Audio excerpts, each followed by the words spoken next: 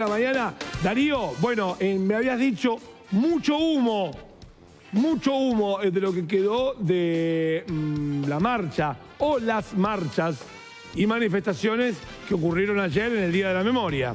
Efectivamente, enseguida vamos a ir al humo. Me gustaría rescatar, la verdad, la consistencia de la marcha. Fue una marcha absolutamente multitudinaria. Es muy, pero muy difícil calcular la cantidad de personas porque hubo diferentes sectores de ingreso. Hubo más de un acto, no solo el más masivo a las 14:30, a las 16:30, sino también sectores de la izquierda. Y porque, actos de menor envergadura, lógicamente, se desarrollaron a lo largo y a lo ancho del país. Multitudinaria la concentración de las 16:30, como se esperaba, y afortunadamente se desarrolló todo de manera pacífica y en paz.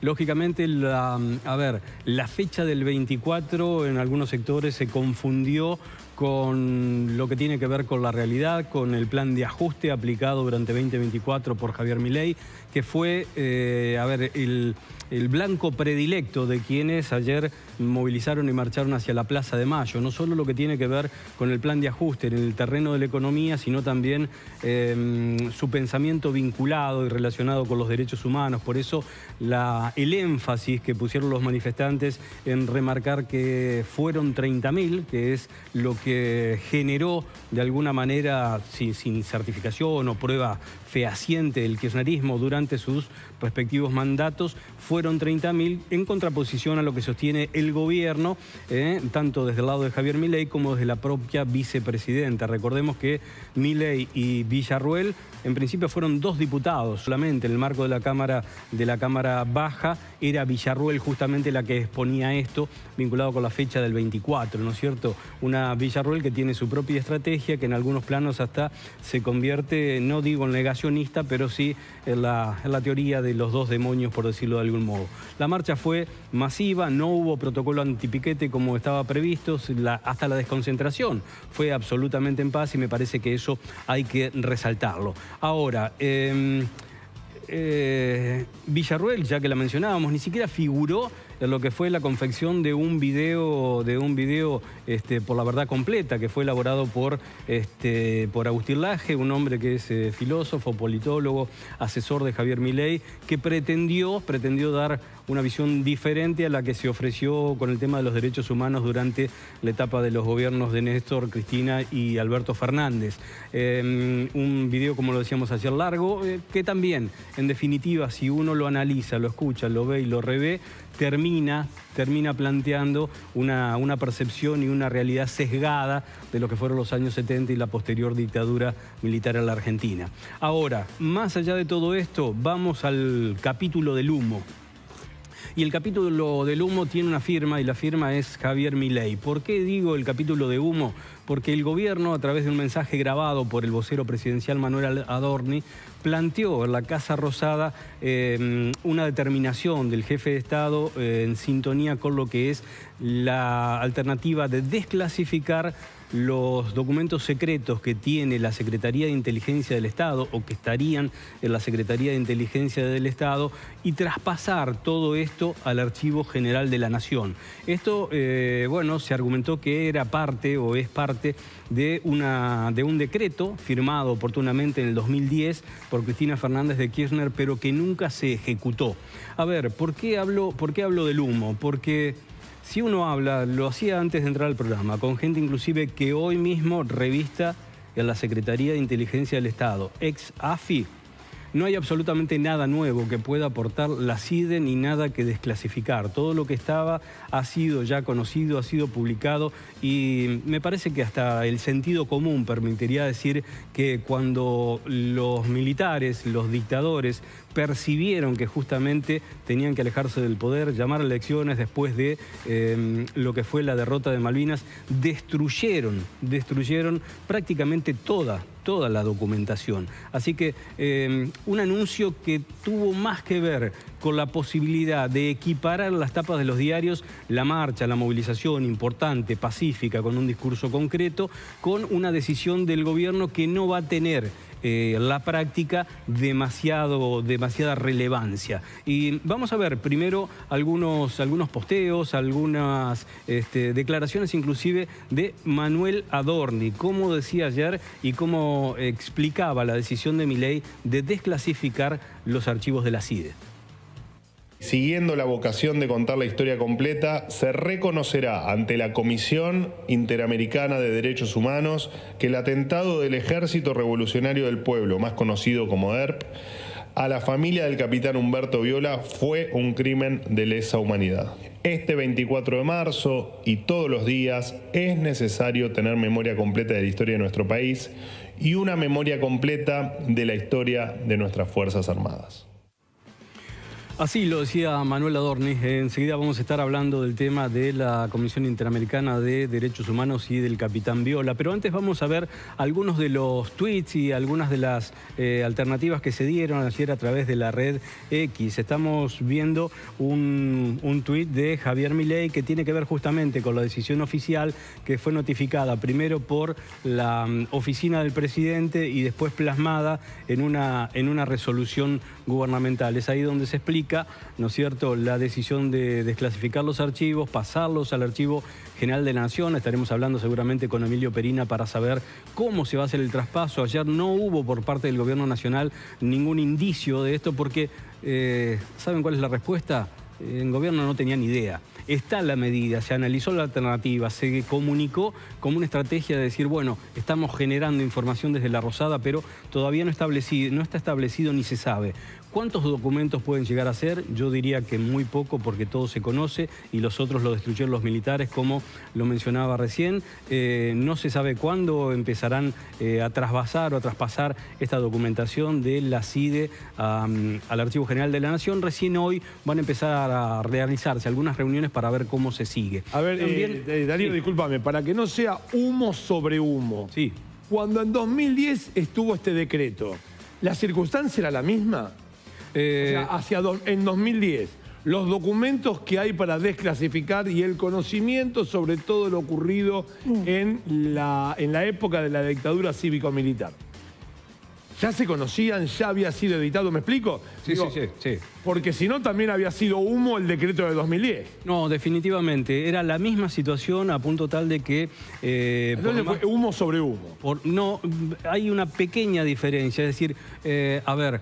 un gran humo sobre un humito. ¿Y por qué te digo humito? Porque algo en ese plano el gobierno de Alberto Fernández hizo y a través de la titular de la AFI en ese momento, la ahora CIDE, el 10 de diciembre del 2022 dieron a conocer y entregaron a muchas organizaciones, básicamente a las vinculadas con los derechos humanos, hicieron entrega de carpetas con documentos desclasificados. ¿Entregaron todo lo que había? No se sabe. ¿A quién se lo entregaron? Obviamente a quienes comulgaban con el ideario o con el relato de los derechos humanos del kirchnerismo. Algo se hizo, ahora se promete hacer más. Me parece que no hay mucha más tela por cortar por ese lado, pero habrá que verlo. Inclusive en una de las charlas que tenía con gente que ya no está en la CIDE, me decían, Darío, crees en los espejitos de colores. La CIDE no supo del desembarco argentino el 2 de abril en las Islas Malvinas. ¿Vos creés que la CIDE tiene al día de hoy algo de lo que puedan haber dejado los militares? Bueno, es un poco información, otra presunción, otra sentido común, ¿no es cierto? Y la guerra de tweets siguió y no se privaron de escribir, bueno, prácticamente todos los mayores referentes de la política argentina. Allí está el tuit de Cristina Fernández de Kirchner, por ahí lo podemos poner en el wall grande para poderlo leer con mayor tranquilidad, pero bueno, referencia de lo que ha sido la marcha de ayer en 8 horas y en 8 fotos, la persistencia de la memoria, la masividad de la verdad y la demanda de justicia. Hoy más vigentes que nunca, por más que quieran, no van a poder, y posteó una cantidad de fotos importantes, básicamente también las columnas que movilizaron desde la Cámpora. El gobernador de la provincia de Buenos Aires, Axel Kicillof, también puso su tuit, como cada 24 de marzo, estamos donde queremos estar, con las madres y abuelas y una multitud que no responde a las agresiones, sino que de manera pacífica llega a la Plaza de Mayo para afirmar que son 30.000 y decir nunca más. Un Axel Kicillof que pasó para visitar a las madres de Plaza de Mayo. Victoria Villarruel, un a ver, un tuit sumamente extenso en el que deja sentada su posición, ya conocida, pero bueno, en un tuit básicamente vinculado con lo que fue la década violenta de la República Argentina. Y solo, por lo menos para mí, un dato llamativo en el que expresa justamente en el primer párrafo que, según ella, ¿no es cierto?, Montoneros y el ERP fogonearon el golpe de Estado. Bueno, una interpretación y una postura de la vicepresidenta. Y finalmente, decir que habiendo recorrido algunos tuits que imaginaba iban a tener alguna presencia vinculada con la fecha, bueno, la respuesta es no. Por ejemplo, Mauricio Macri o el jefe de gobierno porteño, Jorge Macri, o el PRO, que tampoco siquiera en su página oficial puso algo vinculado con la fecha. Me llama la atención, tal vez lo hicieron de otro modo, de manera pública, lógicamente también hay declaraciones, pero bueno, en X no. A ver, Darío, perdón, que te interrumpo una vez más. El troyano de todo esto entonces es lo del atentado del ERP, o lo que llama el gobierno, el atentado del ERP hacia el capitán Humberto Viola, para que, si la Comisión Internacional de Derechos Humanos reabre el caso, en esa puerta que se abre, ir con otros tantos ataques que hayan sido perpetrados por organizaciones terroristas. Claro, y con eso iba a terminar prácticamente el informe, porque ahí encontramos otra bocanada, podríamos decirlo de esa manera, de humo. ¿Y por qué bocanada de humo? Porque por decreto, el presidente Javier Milei no tiene absolutamente nada que decir sobre la imprescriptibilidad o no del acontecimiento que terminó con la vida del capitán Humberto Viola y de su hija de 3 años. No tiene absolutamente nada que decir porque es una materia competente de la justicia, en todo caso argentina, que es la que deberá ver si se trató o no de un delito de lesa humanidad. Como argumento, como herramienta política, como gesto, como forma de reafirmar lo que piensa el gobierno sobre los derechos humanos, uno lo puede llevar a aceptar, pero no es una facultad de Milei decir esto prescribió, esto no prescribió. De cualquier manera, de constatarse o de certificarse por parte de la Comisión Interamericana de Derechos Humanos que se trató de un delito de lesa humanidad, esto implica que es imprescriptible, y si es imprescriptible puede ser tomado como argumento para otros juicios. De hecho, algo de esto está pasando con Mario Eduardo Firmenich, un hombre que convocó, recordémoslo, para la marcha del miércoles pasado, y que está sujeto a la justicia declarando por el tema de lo que fue la bomba colocada en el comedor de la Policía Federal. Y está faltando algo de esto que tiene que ver, efectivamente, gracias Judith, que tiene que ver con también en una fecha como la de ayer, la decisión del gobierno de ejecutar una decisión que ya había comunicado prácticamente cuando asumió, hace un año casi, un año y piquito, un año casi y medio, que es cambiarle el nombre al Centro Cultural CCK. Ahora se llama Palacio de la Libertad, Domingo Faustino Sarmiento. Ayer el propio vocero Manuel Adorni publicó esta fotografía en la que se ve una grúa quitando el nombre de CCK a lo que es, o fue mejor dicho, el ex edificio de Correos, un edificio verdaderamente histórico, icónico, con una antigüedad de más de 100 años y que fue verdaderamente restaurado durante el gobierno de Cristina Fernández de Kirchner, que también valió denuncias por parte de la oposición de sobreprecios, pero lo cierto, y más allá de eso que lo dirimirá la justicia, la verdad que es un verdadero orgullo tener un centro de esta naturaleza, ¿no es cierto?, para todo tipo de actividades culturales. Gracias, Darío. Bueno, a ver, Laura, tenemos